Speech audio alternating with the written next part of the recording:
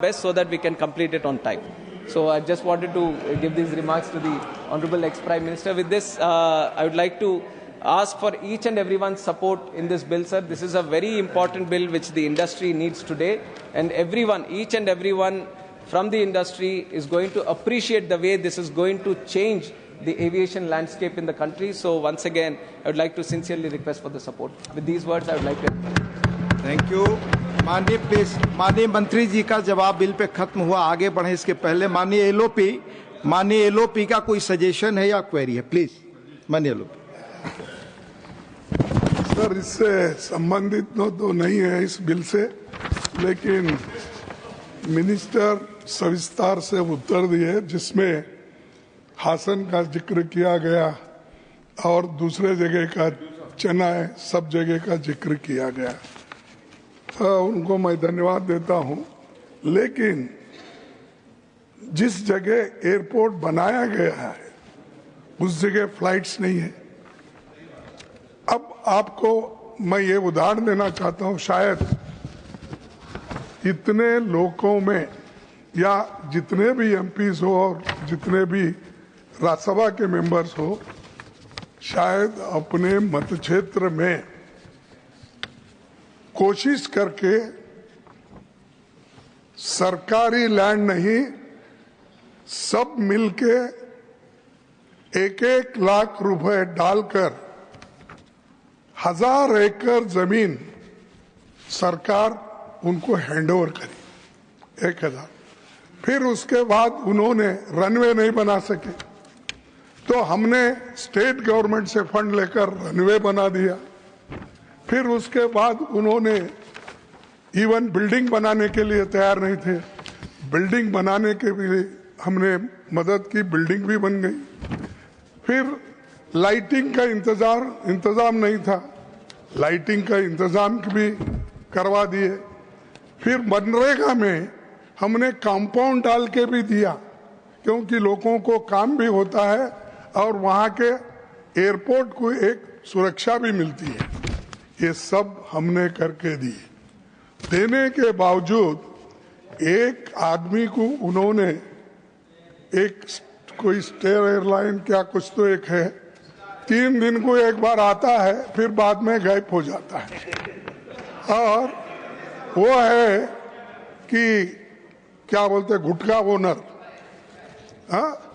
अगर ऐसे लोगों को देखकर हमारे पास पहले, खैर हम लोग जब रिक्वेस्ट किए, प्राइम मिनिस्टर को भी लेटर लिखा, मैं नायडू साहब को भी लेटर लिखा, ज्योतिरादित्य सिंधिया को भी लेटर लिखा।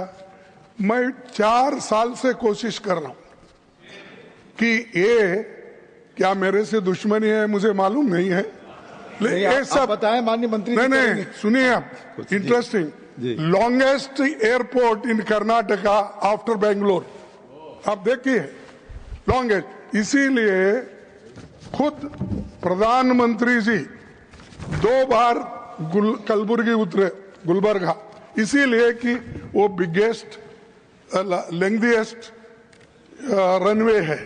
वहां से वो सोलापुर गए, वहां से वो लातूर गए, वहां से वो बीदर गए। ऐसा फैसिलिटी देते हुए सब अपना कंट्रीब्यूशन, इतना रहते हुए भी मुझे शर्म आती है। जो लोग लैंड दिए, जो लोग मदद करे, धन्यवाद। मुझे नहीं, एक मिनट, ऐसा नहीं, मैं गलत तो नहीं बोल रहा हूँ, आपने बताया, और this is a public contribution. जी। और वहाँ एरिया के लोगों का सब कंट्रीब्यूशन बोर्ड में बैठ के भी तय किए, लेकिन मैं उनको हमेशा लिख रहा हूँ, इनको ही नहीं, इनसे पहले लोगों को भी लिखा। बेंगलुरु से कलबुर्गी एक डेली पहले यही गुटखा वाले का था, वो वहां से यूपी से निकलता था, वो बंद हो गया। और इधर उधर हमने कहा कि अब मेन हो गया। अरे जी, विस्तार से आपने बता दिया। नहीं, सुनो जी। देखो साहब, मैं आपको कोई झूठ बोल रहा हूँ, विस्तार से बता दिया आपने। नहीं, उनको बताऊंगा। हाँ, हमने क्या किया इस सब्जेक्ट पे। आपने तो बनाने के लिए बोल रहे, आप एक्स प्राइम मिनिस्टर को तो खुश कर दिया आप, जी कि वहां पर हासन में आ जाएगा। उन्होंने प्राइम मिनिस्टर रह के नहीं कर लिए, चीफ मिनिस्टर रह के कर लिए नहीं, अब उनके पीछे गिर रहे आप, मुझे समझ में नहीं आ रहा। और मैं यहाँ पुकार रहा हूँ। धन्यवाद माननीय, धन्यवाद, मैं यहाँ धन्यवाद माननीय मंत्री जी, धन्यवाद। अब आपने बता लिया विस्तार से जी जी जी। आगे आपका रूल है, बताया जब कभी भी अपोजिशन लीडर उठ के बात करता है तो उसको देना चाहिए। क्या मैं गलत बात कर रहा हूँ? आपने बता दिया, आपने बता दिया। देखिए साहब, वहाँ क्या क्या इंस्टीट्यूशंस है, किस लिए हमने डिमांड किया।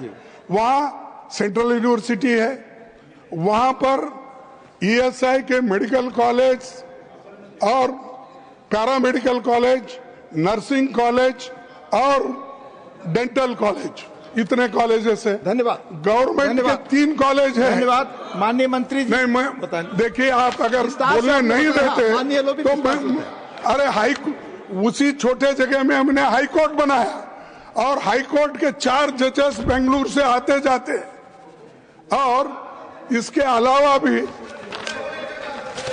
प्लीज प्लीज अरे रिप्लाई तो हो गया ना, बता लिया माननीय लोपी, बता नहीं ठीक।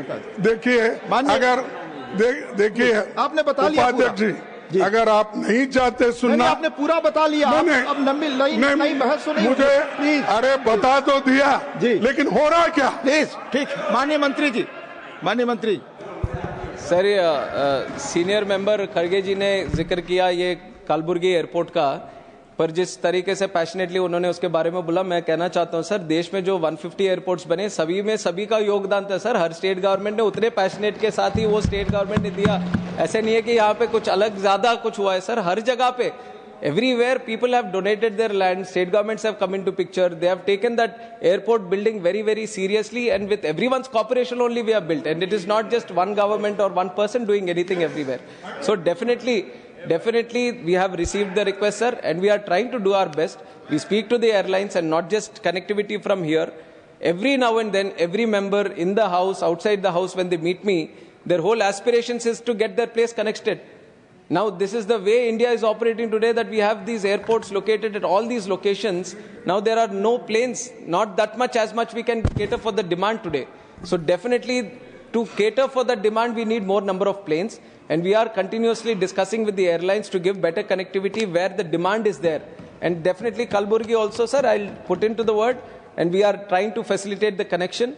And we were talking about ex-Prime Minister, उनका भी mention इसलिए किया सर, वो state government का, आप थोड़ा सहायता दीजिए सर, state government से बात करके हसन complete करने में। अभी आप गुलबर्गा की बात कर रहे थे, उसमें सहायता दे दीजिए sir. Please, thank you. The question is इसका भी थोड़ा कर दीजिए। Please, the discussion is over. The question is that the Protection of Interest in Aircraft Objects Bill 2025 be taken into consideration.